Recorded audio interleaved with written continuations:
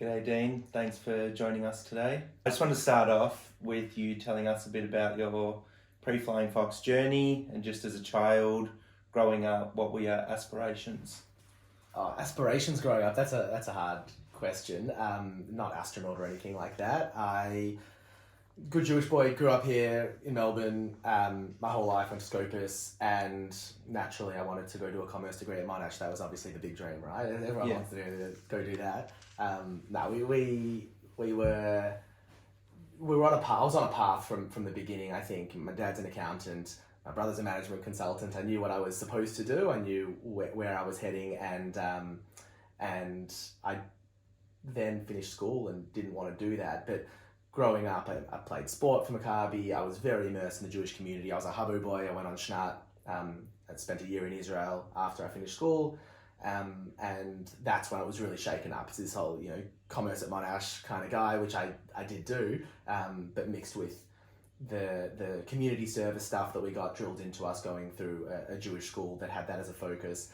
Youth movement, where it was all about youth empowerment and supporting young people to have an opportunity to lead from a very young age, lead before we're ready really, but be supported to do that. And that's sort of when it all was shaken up. So still did the things I was supposed to do, but maybe with more of a view to serving people, serving the community. Yeah, and obviously you're extremely entrepreneurial. Was there an exact turning point or memory that you have that this became how it was? The thing for me wasn't about starting a business or being a CEO or anything like that. It was that I fell into working in disability after I finished school. I got a call from, lots of people would have heard this story by now, but I got a call from a parent of a young autistic guy who heard that I played soccer and said, do you want to have a kick in the park with my son? He needs a friend. And that's when I was hooked. Went with him on a trip to Israel where I was given the opportunity to support him to have the experience of a lifetime. Obviously it's a cliche, but the lives of the volunteers, of the people that were running the program were changed more so than the participants themselves.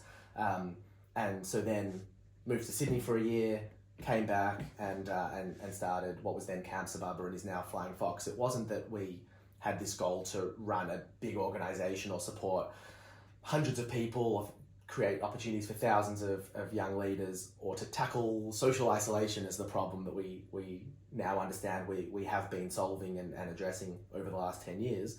It was just we wanted to have some fun. Yeah. I was a youth movement boy. I could run camps. Let's run a camp for a group of people who would otherwise miss out on that. It wasn't more complicated than that, really.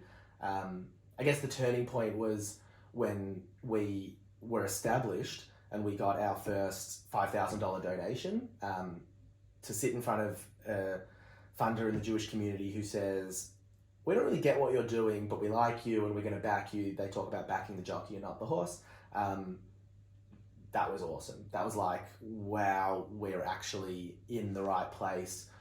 We've got support from adults. I was 22 and had to have support of people out in the big wide world who really, if you think about philanthropy, a funder has access to like the 60 or 70,000 registered tax deductible charities in the country. And they're saying, we're going to give you money. Like there's nothing more empowering than that. Mm-hmm. And when you first received the donation and got to this stage, did you have any goals with what you're going to do with the money, or you just wanted to continue to support people? Trial by fire. I just keep going, run more and more camps. We started with one camp for 19 young people with disability, supported by 39 Year 12 graduates from the Jewish schools in 2014. And then the year after we ran another one of those with a camp for adults. And the year after that we added weekend getaways, and it was very organic and it evolved very naturally. We didn't have a strategic plan for the first 5 years. And then the first strategic plans we put together were pretty loose. So it wasn't this carefully curated initiative that you would have heard about in your other interviews with people that are running tech businesses, or they've got those sorts of ideas. It was just a bunch of kids who wanted to have some fun. The strategy came in when we realized that we were actually, and we really believe this, that we're the best at doing what we do. Across the country, we are really proud of our approach to disability inclusion, to supporting people to have fun, make friends, be safe away from home, to give their parents confidence in their kids' ability to thrive, to give young people with disabilities skills and opportunities that then lead them to being more likely to get jobs or to not suffer from mental health challenges later on in life, all of those sorts of things. We really believe that we're the best, and that's when we sat down and said, okay, this is real. Like, we better take ourselves seriously and put the right rigours and structures around the fun to ensure that we can have as much fun, not lose that focus, but have as much fun as possible to support as many people as possible, as often as possible. And that's really when we sat down, built a board, put together a proper governance structure and strategic plans and all of that. Yeah. And just a bit more about Flying Fox now. Can you tell us up to this day or up to today, what about the team, what activities you run, who you've worked with throughout the whole time? And absolutely. So we've got how many camps have we run? We've got 120 programs that we've run over the last 10 years, pretty much, nearly 10 years. We're gearing up for our 10th birthday party in February next year. We've got 500 active volunteers out of the 1,200 or 1,300 that have come through the program over the last 10 years. We've had 300 or 400 participants, young people with disability that have been supported. The mission's still the same. It's fun and it's getaways. So we take people on these big sort of outlandish adventures where we go away for 3 nights and we do all the big fun activities that everyone gets to experience growing up: kayaking, ropes course, Flying Fox, obviously, giant swings, talent shows, all of those sorts of things. And then we do our weekend getaways, which are a couple of nights away from home at our own holiday houses, which are really special. We own 2 holiday houses that we fundraised for over the last 10 years, and to have our own space where we can host these weekend getaways, which is basically just going away with mates. It's a bunch of people with and without disability who can enjoy themselves away from home for a weekend. But you've done one. Yeah, I have, and it was lots of fun. I've got a photo of you dressed up in your footy gear, fully decked out. Yeah, I was going to ask you, what's the best, based on the talent shows that you've seen so far, because I know that's a key part of all, and probably the most exciting part of a lot of the camps. What's the best act you've seen? The beauty of the talent show is you've got a group of young people with disability who never have the spotlight on them. Like, they just never ever get the opportunity to have an audience of 100 people celebrating them, supporting them, cheering them on. So we get everything. We get comedy acts. We get a lot of talented singers, and there's one young guy in our community who's an incredible keyboard player who gets involved. We also, probably the best story with the talent show is we had this one guy who's been coming on camp for a long time, and on his first camp he was super shy, super reserved, and so at the talent show we did a puppet show. Mm-hmm. You make the box and you've got puppets and you don't have to show your face, so it's a safe way to be in front of a group of 100 people. He then has grown over the last couple of years to the point that on the last talent show that he did, he emceed it. So he's up there with a friend and the two of them are actually hosting the entire thing. We really like the talent show as this symbol of growth over the journey of a young person going on really the Flying Fox life cycle. And so, there's those sorts of stories that are amazing. Yeah, and you also mentioned 10 years is coming up, which is a massive achievement. How are you going about celebrating? We're going to do a big high tea, which is not so Flying Foxy, which is one of the reasons we're doing it. It's this sort of contrast between this youthful, like, people wear trackies to work kind of vibe, and then we're going to have this formal high tea. 25th of Feb, we'll send out the details, but we're going to have hopefully 1,000 people in the room and raise money so that Flying Fox can go from the success of our first 10 years and build into the next 10 years. And then we'll obviously have a party too. Yeah, so amazing. We'll get all the campers and buddies, young people with and without disability on the dance floor and have some fun, have some drinks and celebrate. Great. And you talk about how big of an organisation it is in terms of how many people are involved, both buddies, campers and everyone else. Yeah. How did you originally gain the trust of the parents of these kids or adults to get involved? Because trust can be one of the hardest things to gain respect. Trust is everything. I'm 22 at the time. the team that we've got running that first program is younger than that, and they're rocking up at the house of the first person who signed up. We meet up at her house, her daughter with her disabilities there, and the mum decides she's going to really freak us out. She's going to like make sure that we know what we're getting ourselves into, and the whole point of it was that like if her daughter's got these challenges that she faces in her life, that have at that point been stifling her ability to participate in society because society like wasn't ready yet, right? Mm-hmm. It's not because of her challenges, it's because society wasn't set up to accommodate for her support needs on a program like we run. And then you've got these two young people who are sitting there saying, oh, we can do that. Let's look into that. Maybe we get a nurse to help out with that.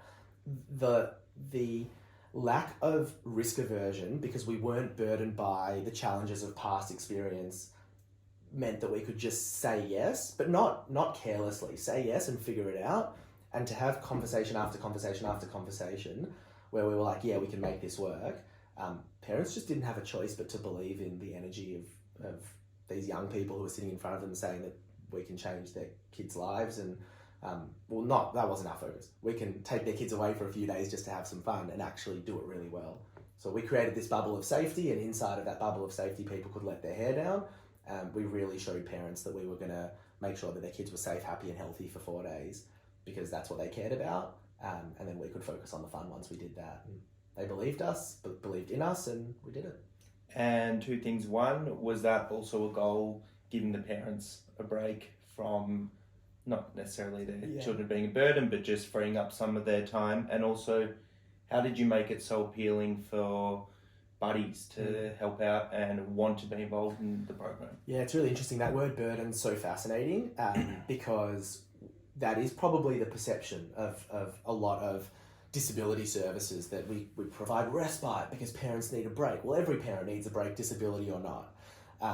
We just focused on the fun. We focused on, I've said the word fun 1,000 times. It's sort of false advertising, because what we do is a challenge, but by focusing on fun and social experiences as our core mission, we were able to create an environment on camp where our participants had the best time and were supported in the best way.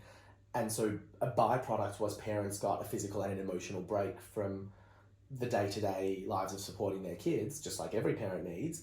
But that was a byproduct. It wasn't our focus. We weren't doing what we did so that parents could get a break. Mm-hmm. We just loved that was something that they could enjoy.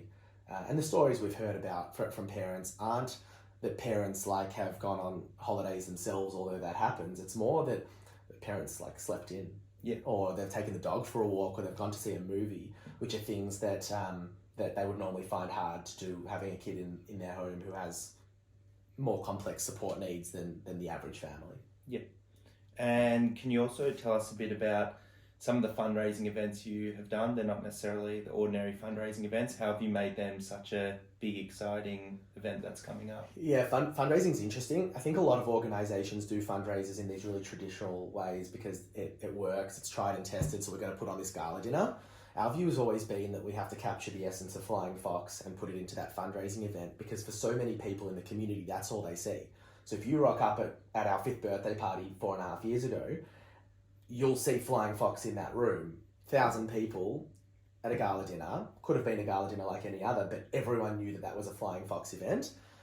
And that means that every single person who was there could really immerse themselves in the values and the culture of our organisation, as opposed to just putting on some event that's disassociated from what we do day to day. If you're an organisation that works with kids, why wouldn't you have kids in the room for your fundraisers and connect the participants and the volunteers with the general community? We've always believed that we have to showcase who we are through those fundraisers, and so we've been creative. We did an online 5-day fundraiser during COVID where we had 5 nights of what was called the Flying Fox Funathon. We had Vance Joy singing, and we had Tom Gleisner doing our own Have You Been Paying Attention trivia night. We had Richard Wilkins interviewing Mel Dimmitt, who's an author, where Richard Wilkins spoke about his journey as a parent of a young person with disability, which he wasn't supposed to do. He was supposed to be the interviewer, and it was amazing. So we're really trying to do lots of different creative things that aren't just stock standard fundraisers, because been there, done that. Yeah. And you mentioned briefly the community, especially that we live in and that Flying Fox is involved in. What are your thoughts on leadership within our community as, you could say, a leader of the community yourself? I mean, this is why I do what I do. My passion within Flying Fox in the community is youth empowerment. It's the biggest thing that I love, giving young people opportunities to lead before they're ready, and then supporting them to succeed so that they don't drown. And I think that there was research done in America that I read a little while back that said that all the organizations in the Jewish community in America, not all, the research spoke about this pool of organizations that didn't have the next generation coming through. They couldn't find these young people who were going to be the next leaders of this community institution. And then they interviewed the young people who said, I really want to be a leader, but I just can't find the opportunities. We've got both groups who are saying, and this exists in our community in Australia, we've got both groups saying, where are my young people and where are my opportunities? Both of them are saying that, then there's, let's bring people in a room. Let's facilitate some shidduchs. Let's put young people on boards and let them bring their friends into those organizations. So that stuff's a big passion of mine, and we have the most amazing young leaders in the community. We've got 15 staff at Flying Fox. I'm the oldest by a little while, and we've had a lot more who have come through the organization who have been 18 to 25 in their time working with us or volunteering with us, who have then gone on to do incredible things in their own right, starting their own businesses in the world of disability or just being successful in their careers because they've been given leadership opportunities when they were younger. Alongside the youth movements and all the other amazing organizations in our community that work with young people, it's just the most incredible opportunity for us as a community to establish ourselves, to set us up for success forever into the future by giving the next generation the opportunities to lead right now, and by supporting the youth movement, supporting Flying Fox to do that. That's where we're going to thrive. But then for all the traditional organizations to say, not we're going to put a young person on our board because we want to hear a young person's voice on young people issues, but because we care about making sure that our organization is representative of all of the stakeholders in our community. The people who have the new ideas are going to be those, like in the Flying Fox context, who aren't burdened by the risks and by past experience. They're the ones who are going to be the free thinkers with their eyes wide open. Imagine having all of those young people sitting at boardroom tables for all of the big community organizations saying, why don't we try this? At the moment, a lot of other people around the table might say, nah, that's not how we do things. That's the part that has to change. That's not how we do things. Because you're going to get the young people in the room and they're going to say, well, if you're not going to listen to me, why would I keep talking? But if you've got the right people within legacy organizations or any organization or business or startup or anything who say, I'm open, I'm excited, I want to hear what you've got to say, then young people will come through and they'll lead our community forever into the future. Yeah, and as you mentioned, a lot of those traits lead to growth, especially for the younger generation. How do you feel you have grown throughout your journey and also transitioned, whether that is to the new role now or what you have become? I mean, when we started Flying Fox, I was a terrible leader. There's obviously always going to be things to improve on. We started the organisation with a group of friends who are still my friends, but they're not working with me anymore, and that's because I had a vision and I wasn't so good at articulating that vision in a way that made people feel like it was theirs and that they were on the same journey with me. It was, you have to do what I think is best.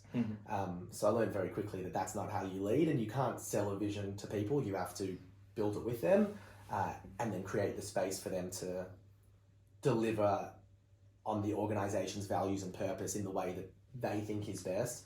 And so I learned a lot through my journey, definitely. And now we're at a point where Flying Fox is 10 years in. It is an organisation that I've been very privileged to run for the last 10 years, and I'm still running, and I've still got oversight of, and I still want to play a really key role into the future. But I'm doing that alongside a role at a private philanthropic trust now, where I am going to sit on the other side of the fundraising and philanthropy table and contribute to a conversation around how we can fund systemic change within disability specifically. And that's really interesting. It's interesting to have a bird's eye view over what is going on across the disability sector in Australia, and to have a seat at the table in those conversations about how I can do really cool things. and so how the sector can do really cool things and how I can support in my own way to do that. Combining grassroots experience with philanthropy, and then doing a PhD in philanthropy as well, in how we can connect our social networks and all the mind maps of how we're all connected in our lives, how we can bring funders and charities together.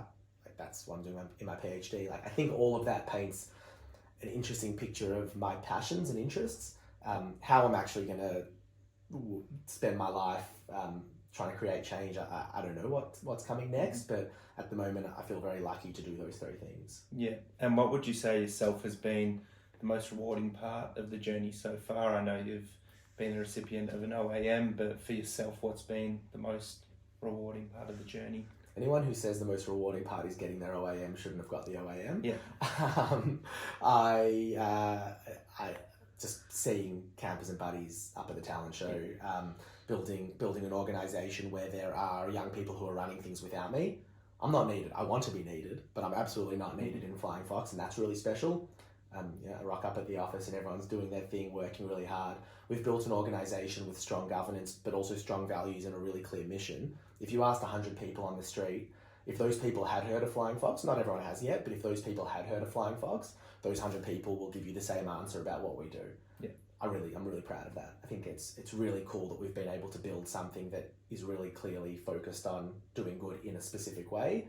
And then people contribute. People are generous, and having been part of building a space where people contribute so much of their time, effort, money, is really special. What are the barriers for young people entering into social entrepreneurship? Having to say the word entrepreneurship over and over again, it's very complicated. I think that we've got the Jewish community, which has resources to fund any good idea, and we're still on a journey to not just funding the ideas or not just funding the organizations, but also funding the capacity building of those organizations. And if an organization says we've got the most amazing young person, we want to keep them here, and they need a raise of $20,000 because of cost of living, we might lose them because someone else can pay them that $20K. If we can find that money either through building better business models with diverse revenue streams like any other business or startup would talk about, and we can do that better in our community, then we can keep people. We have to scale organizations so that we can afford to keep the best people, but also funders are still on a journey of saying we actually really value paying for wages. We have to sometimes sort of sneakily package that up in program costs. But if we're being honest, if every organization's being honest, we're built on people and we need the best people. And so we have to pay for that because cost of living is expensive and young people want to live whatever lifestyle is right for them. And there's no reason why that can't coexist with either Jewish community work or just social entrepreneurship in general. So I think one of the big things is absolutely money, but also, I said before at the start of all of this that I was on a path that was supposed to be commerce at Monash. Why is that the path? And I don't know that that's still the case. You can tell me more if that's still the case at school today, or in the Jewish community widely, that we're supposed to go down a path. But like invite a disability support worker to a careers day at school.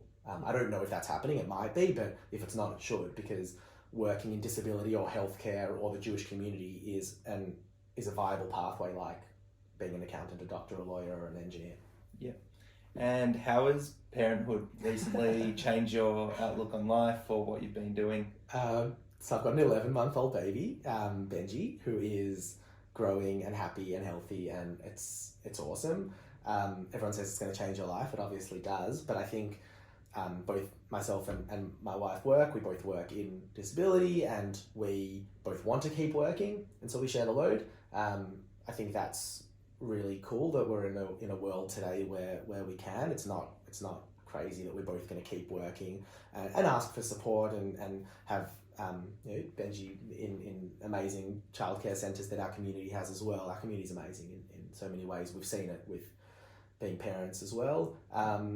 I don't know that it's changed my outlook on work and life in that way that much. I've been committed to doing good, and I'm really excited for Benji to grow up seeing me devote my life to that. I'm pretty proud of where I'm at and what I do, and hopefully he will be too. Yeah, and just to finish off, can you leave us with one lesson you've learned, or a quote, or one remark? These are such hard questions. There's a leadership quote that I'll completely muff, but it's something to the effect of a leader is best when all is said and done. That the followers will say we did it ourselves.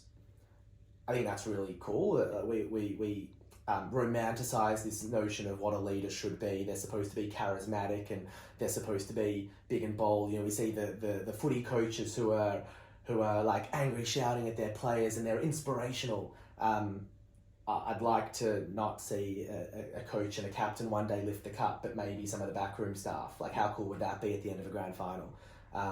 I think we probably undervalue leading from behind, and at the end of the day, if I'm a successful leader, let's say I finish up at Flying Fox just as an example, if Flying Fox thrives forever into the future and people forget about me, then that's success. 100%. Well, thank you very much for your time today. Loved hearing Thanks for having me. bit more about Flying Fox, although I already was a bit aware of it. And yeah, we look forward to seeing what comes next for you. Thanks for having me.